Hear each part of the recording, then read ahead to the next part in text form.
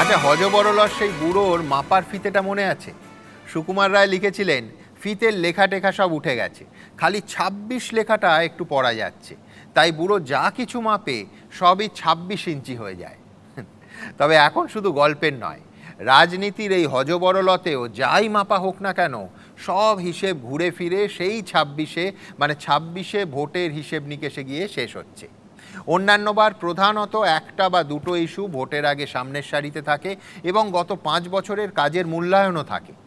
এবারে কিন্তু সেসবের বালাই নেই, অথচ এবারেও ইস্যুর হট্টমালা বসে গেছে। এসআইআর, ট্রাইব্যুনাল, বাঙালি অবাঙালি, মোথাবাড়ি, হুমকি হুঁশিয়ারি আর বস্তা বস্তা প্রতিশ্রুতি তো ছিলই। আর সর্বশেষ সংযোজন অবশ্যই ইডির হাতে আইপ্যাক কর্তার গ্রেফতারি। এবং আজ সুপ্রিম কোর্টের নির্দেশ যে ২ দফায় ভোটের ২ দিন আগে পর্যন্ত ট্রাইব্যুনাল যাদের নামে ছাড়পত্র দেবে তারা এবারই ভোট দিতে পারবেন। নিঃসন্দেহে আজ সব কিছু নিয়ে তোলপাড়ের ঢেউ আছড়ে পড়বে এই যুক্তিতর্কের মঞ্চেও। আজ আমাদের বিষয়, আইপ্যাক মাথা গেল এজেন্সি কবজায়, নতুন তরজা শুরু ভোট জবে দরজায়, মোথাবাড়ি, হুঁশিয়ারি, ভুরি ভুরি ভাতায়, সবাই বলছে হিসেব নেব ২৬-এর খাতায়।